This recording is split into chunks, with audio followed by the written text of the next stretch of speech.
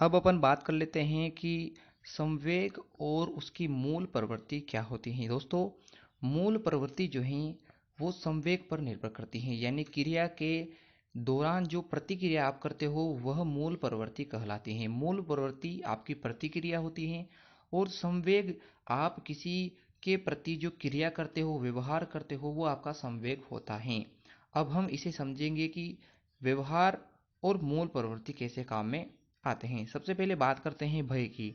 तो जब भी व्यक्ति किसी चीज़ से डर जाता है, उसे उसका भय होता है, तो उस भय की स्थिति में वह वहाँ से भागने की कोशिश करता है, पलायन करने की कोशिश करता है। तो भय से संबंधित मूल प्रवृत्ति क्या है? पलायन करना। अगला है क्रोध। तो जब भी व्यक्ति क्रोध करता है तो उसे युयुत्सा यानी कि आक्रामकता, युद्ध करने की इच्छा होती है। उसके बाद है आश्चर्य। जब भी व्यक्ति किसी चीज़ को देखकर आश्चर्य में होता है तो उसे उस चीज़ के बारे में जानने की जिज्ञासा होती है। नेक्स्ट है एकांत। जब भी व्यक्ति एकांत में रहता है, अकेला अनुभव करता है, तो वह उस एकांत को समाप्त करने के लिए सामूहिकता, समूह में जाने की इच्छा रखता है। उसके बाद है वात्सल्य। वात्सल्य का मतलब होता है माता पिता द्वारा बच्चों को किया जाने वाला प्रेम। तो इस प्रेम को पाने के लिए वह पुत्र कामना करते हैं। उसके बाद है भूख। जब भी किसी व्यक्ति को भूख लगती है तो उसके बाद वह भोजन को प्राप्त करने का प्रयास करता है। तो भोजन से संबंधित या भूख से संबंधित मूल प्रवृत्ति क्या है? भोजन प्राप्त करना। उसके अलावा है मनोरंजन। तो जब भी व्यक्ति मनोरंजन का साधन ढूंढता है तो उससे हमेशा उसको क्या होता है? हास होता है, ऊर्जा की कमी उसे महसूस होती है। तो मनोरंजन जो है उसके बाद उसे क्या होता है? ऊर्जा की कमी या ऊर्जा का ह्रास। इसके बाद अब हमारे सामने जो प्रश्न है वो है लघुत्रात्मक प्रश्न। इससे पहले अपन ने वस्तुनिष्ठ प्रश्न को कवर किया है। तो अति लघुत्रात्मक प्रश्न, यहाँ दोस्तों मैंने टाइपिंग में मिस्टेक कर रखी है लिखने में, तो आपको याद रखना है कि ये अति लघुत्रात्मक प्रश्न है। कल वाले वीडियो में अपन बात करेंगे कि लघुत्रात्मक प्रश्न और निम्नात्मक प्रश्न क्या होंगे। तो ये लघुत्रात्मक प्रश्नों को अपन देख लेते हैं। सबसे पहला प्रश्न है कि संवेग क्या है और इसका अर्थ अपन किससे लेते हैं। तो ऊपर मैंने आपको बताया था कि संवेग जो है मूल प्रवृत्ति से संबंधित होते हैं और ये व्यवहार का मुख्य आधार होते हैं। अब संवेग क्या है इसको समझने का प्रयास करते हैं। संवेग जो है आपके उत्तेजित होने की दशा होती है। जब भी व्यक्ति उत्तेजित हो जाता है तो उस दशा को अपन कहते हैं संवेग वाली स्थिति या दशा। अगला है भावों में उथल पुथल। जब अपने हाव भाव में उथल पुथल मच जाती है तो हमारे अंदर क्या प्रकट हो जाता है? एक संवेग प्रकट हो जाता है और यही संवेग हमारा व्यवहार डिसाइड करता है, हमारा व्यक्तित्व भी यही संवेग डिसाइड करता है। अगर हम में अच्छे संवेग हैं तो हम अच्छे व्यक्तित्व वाले व्यक्ति रहेंगे और अच्छे संवेग नहीं हैं तो हमारा व्यक्तित्व अच्छा नहीं रहेगा। अगला प्रश्न है कि रचनात्मकता किसे कहते हैं, ये रचनात्मकता क्या होती है। तो रचनात्मकता को अपन ऐसे समझ सकते हैं कि कुछ भी नया सृजन करने की प्रवृत्ति या कुछ भी नया रचना करने की या नई बनाने की, नया निर्माण करने की जो हमारी प्रवृत्ति होती है उसको अपन रचनात्मकता कहते हैं। रचनात्मकता का ही दूसरा नाम मौलिकता होता है। क्या होता है? मौलिकता। तो आपको भ्रमित नहीं होना है, चाहे आपसे मौलिकता शब्द देकर पूछे या वह आपको रचनात्मकता शब्द देकर पूछे, आपको याद रखना है कुछ नया करने की प्रवृत्ति रचनात्मकता या मौलिकता कहलाती है। आगे अपन बात करते हैं कि संवेगों का प्रकार क्या है, संवेग कितने प्रकार के होते हैं। तो आपको यहाँ याद रखना है संवेग दो प्रकार के होते हैं। पहला प्रकार का जो संवेग है वो है प्राथमिक संवेग और दूसरा होता है आपके आत्मचेतन संवेग। अब इस यह एक ग्रुप है तो इसके अंदर बहुत सारे संवेग आते हैं। तो प्राथमिक संवेग जो है इसके अंदर आपके आश्चर्य, खुशी, दुख होना, भय, रुचि, क्रोध, ये सभी आपके प्राथमिक संवेग होते हैं। प्राथमिक संवेग का होने का मतलब है कि जन्म से अपन इनको ग्रहण हमारे अंदर ये पहले से ही होते हैं। हम किसी चीज़ को देखकर अगर उसके बारे में नॉलेज नहीं है तो आश्चर्य में पड़ जाते हैं। किसी चीज़ को देखकर खुश होना या दुखी होना, हमें डर लगना, हमारी किसी चीज़ में रुचि होना, हमें क्रोध आना, ये सब क्या है? हमारे जन्मजात होते हैं संवेग। तो इन्हें अपन प्राथमिक संवेग कहते हैं। जबकि 5 वर्ष के बाद अपन कुछ नई चीज़ें सीखते हैं तो ऐसे संवेग जो सीखने पर आधारित हैं, जैसे कि सहानुभूति क्या होती है?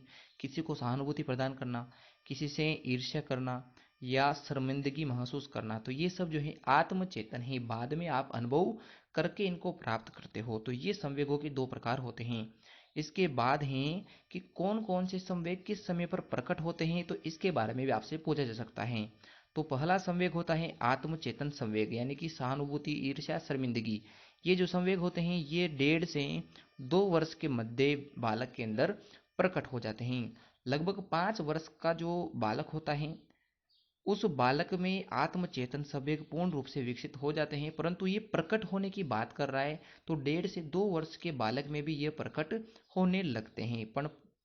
परंतु अपन यहाँ समझ सकते हैं कि पूर्ण रूप से ये प्रकट कब होते हैं, लगभग 5 वर्ष की आयु में ये पूर्ण रूप से व्यक्ति में, बालक में प्रकट हो जाते हैं। अगला है 1 माह का बालक जो है वह पीड़ा और आनंद का अनुभव करने लग जाता है। उसे दुख होता है तो रोकर प्रकट करता है, खुशी होती है तो वह उछलना कूदना हंसना स्टार्ट कर देता है।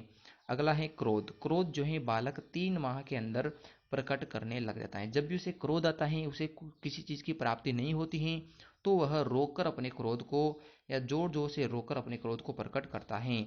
और 2 से 6 माह का जो बालक है वह डरने लग जाता है। डर का मतलब होता है कि किसी परिचित व्यक्ति के हाथ में तब तक तो उसे कोई डर नहीं है, परंतु किसी ऐसे व्यक्ति के हाथ में वो चला जाए जो जिसे वो जानता नहीं हो, स्पर्श से पहचानता नहीं हो, तो वह उसके पास जाकर रोने लग जाता है।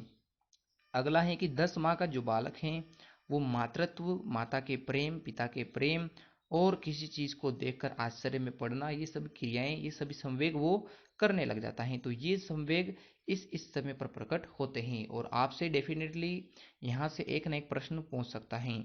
आगे अपन बात करते हैं तो वो है कि शैशव अवस्था में संवेगात्मक विकास किस प्रकार का होता है। जब आप शिशु रहते हो तो उस समय आप जो है किस प्रकार के संवेग प्रकट करते हो। तो सबसे पहला संवेग होता है शिशु के अंदर जन्म के समय।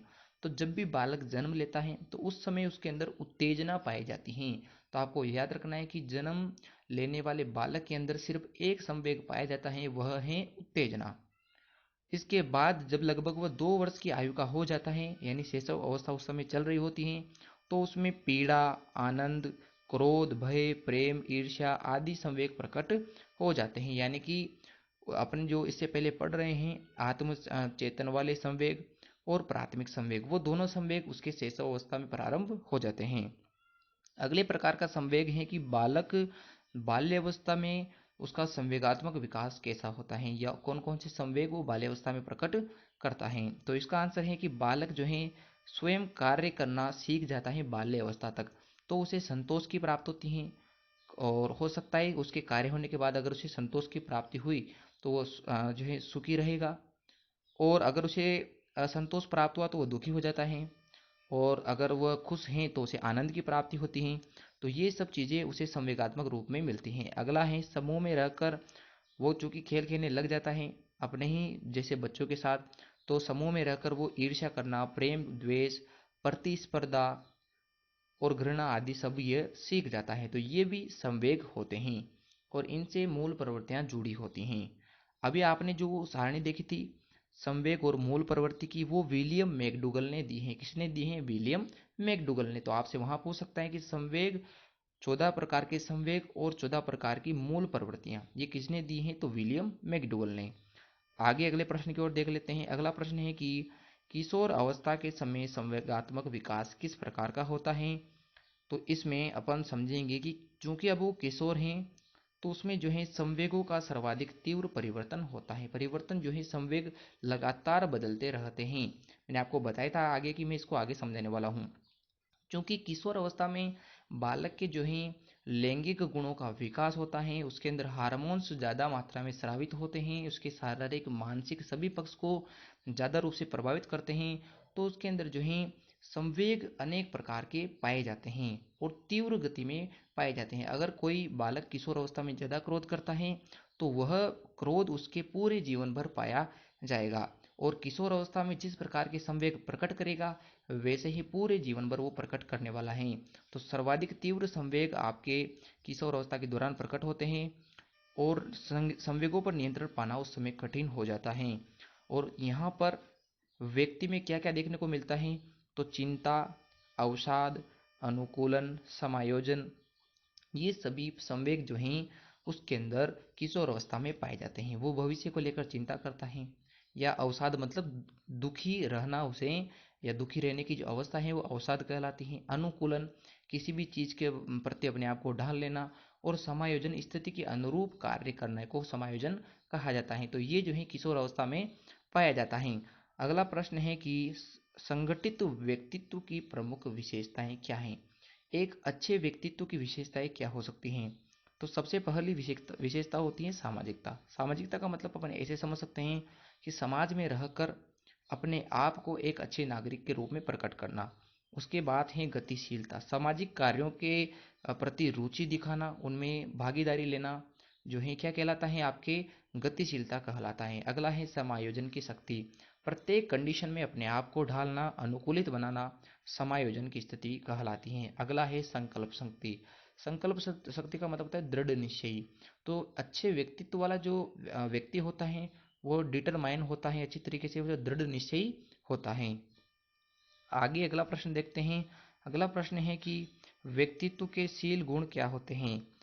पिछले पार्ट में अपन ने इसी के अंदर बात की है कि व्यक्तित्व के अंदर शील गुण पाए जाते हैं। ये ओलपोर्ट और उसके साथी वैज्ञानिक ने कहा है। तो शील गुण आखिर होते क्या है, मैंने आपको वहां बताया था कि स्थायी गुण होते हैं। स्थायी गुण क्या होते हैं, तो ऐसे गुण जो मानव के व्यवहार को निश्चित बनाते हैं, और निश्चित अगर कोई व्यवहार अपने अंदर हो जाता है तो वह स्थायी व्यवहार कहलाता है। यानी कि कुछ ऐसे गुण अपने अंदर जो हमारे व्यवहार को फिक्स बना दे, ताकि हम निरंतर वही व्यवहार जब अपने सामने वो क्रिया प्रकट हो तो उसी प्रकार प्रतिक्रिया करें, तो यह हमारा स्थायी व्यवहार शील गुण कहलाता है। तो कुछ ऐसे गुण जो हमारे व्यवहार को स्थायी बनाए वे शील गुण कहलाते हैं। इसके बाद अगला प्रश्न है कि व्यक्तित्व के कितने पक्ष होते हैं या आयाम कितने होते हैं। तो आप जानते हो कि व्यक्तित्व के 4 पक्ष या 4 आयाम मुख्य रूप से होते हैं। पहला है शारीरिक पक्ष। व्यक्तित्व जो है शरीर के अकॉर्डिंग भी हो सकता है। कोई दिखने में अच्छा है तो उसका व्यक्तित्व अच्छा रहेगा, उसका मनोबल अच्छा रहेगा। या कोई दिखने में अच्छा नहीं है तो उसे अपने आप से ईर्ष्या होती है, वो अपने आप को कोसता रहता है। तो व्यक्तित्व शारीरिक भी हो सकता है, मानसिक भी हो सकता है। कोई व्यक्ति अच्छे प्रकार से सोचता है, अच्छा विचारक होता है। तो कोई व्यक्ति हमेशा अवसाद, दुखी में रहना उसे पसंद होता है।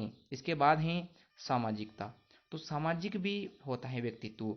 कोई व्यक्ति ज़्यादा सामाजिक सोशल रहता है, समाज के कार्यक्रमों में भाग लेता है, और कुछ व्यक्ति ऐसे होते हैं जो समाज के कार्यक्रमों में भाग लेना पसंद नहीं करते हैं। इसके बाद है संवेगात्मक पक्ष। संवेगात्मक का मतलब होता है अपने संवेगों पर नियंत्रण पाने वाले व्यक्ति। तो कुछ व्यक्ति अच्छे होते हैं जिनका अपने संवेगों जैसे क्रोध, प्रेम, इन सब पर नियंत्रण रहता है, स्थिति के अनुरूप प्रकट करते हैं। परंतु कुछ व्यक्ति ऐसे भी पाए जाते हैं जो अपने व्यक्तित्व को अपने संवेगों पर नियंत्रण नहीं कर पाते हैं, जैसे क्रोध ज्यादा करना, किसी पर किसी से ईर्ष्या करना। तो ये सब जो है अच्छे व्यक्तित्व के निशानी नहीं है, इसलिए उनको संवेगों पर नियंत्रण करना चाहिए। और आज के हमारे लास्ट प्रश्न है कि रोजर्स के अकॉर्डिंग वातावरणीय कारक क्या क्या होते हैं। तो इन्होंने 3 कारक बताए हैं, उनको मैं समझा देता हूँ। पहला कारक है खरापन। व्यक्ति को अपने व्यवहार में खरापन रखना चाहिए। वह व्यवहार जितना पारदर्शी रखेगा, लोगों से भेदभाव नहीं करेगा, उतना ही व्यक्तित्व अच्छा रहेगा। अगला है स्वीकारना। तो व्यक्ति को अपनी गलतियां, अपनी हार जीत, सुख दुख, प्रत्येक कंडीशन को स्वीकारना चाहिए कि जैसा उसके साथ हो रहा है वो वैसा ही है। अगला है सहानुभूति। तो व्यक्ति को जो है दूसरों के प्रति सहानुभूति जताना चाहिए, दूसरों के प्रति अपने नज़रिए को बदलना चाहिए, उनके उनके भी पॉइंट ऑफ व्यू को जानना चाहिए दूसरों के, वे क्या कहना चाहते हैं। तो ये 3 जो हैं खरापन, स्वीकारना और सहानुभूति, रोजर्स के अकॉर्डिंग वातावरणीय कारक हैं आपके व्यक्तित्व के लिए। और आज का हमारा लास्ट प्रश्न है कि चारित्रिक विकास को प्रभावित करने वाले कारक कौन कौन से हैं। आपका चरित्र है, इसका विकास किन कारकों पर निर्भर करता है। तो इनमें से पहला कारक होता है पारिवारिक वातावरण। जिस व्यक्ति का परिवार जितना अच्छा रहेगा, जितने अच्छे संस्कार उसका परिवार उसे देता है, उसका चरित्र उतना ही अच्छा होता है। अगला है दंड एवं पुरस्कार। व्यक्ति दंड या पुरस्कार के माध्यम से भी अपने चरित्र का विकास करता है। बहुत सारे व्यक्ति जो हैं दंड के भय में अच्छा व्यवहार प्रदर्शित करते हैं, तो कोई पुरस्कार पाने के लिए अपने व्यक्तित्व को अच्छा बनाता है, अपने चरित्र को अच्छा बनाता है। अगला है अनुशासन। तो परिवार में, विद्यालय में दोनों से एक गुण बालक को अच्छा प्राप्त होता है, वो है अनुशासन। व्यक्ति अनुशासन के माध्यम से अपने चरित्र को बहुत अच्छा बना सकता है। इसके अलावा है विद्यालय वातावरण। तो विद्यालय के अंदर जो कि उसका दूसरा परिवार होता है, उस विद्यालय के अंदर सर्वाधिक चारित्रिक विकास होता है, क्योंकि वहाँ वह सहपाठियों के साथ रहना, खेलना कूदना, सामाजिकता सब सीखता है। तो चरित्र का विकास परिवार, विद्यालय, दंड पुरस्कार और अनुशासन, इन 4 चीज़ों पर निर्भर करता है। मैं उम्मीद करता हूँ दोस्तों कि आपको यह जो है वीडियो समझ में आया होगा। वीडियो समझ में आया है तो वीडियो को लाइक कीजिएगा, शेयर कीजिएगा, और आगे इसी प्रकार के यूनिट्स वाले वीडियो देखने के लिए हमारे चैनल को सब्सक्राइब करके बेल आइकन जरूर प्रेस कीजिएगा।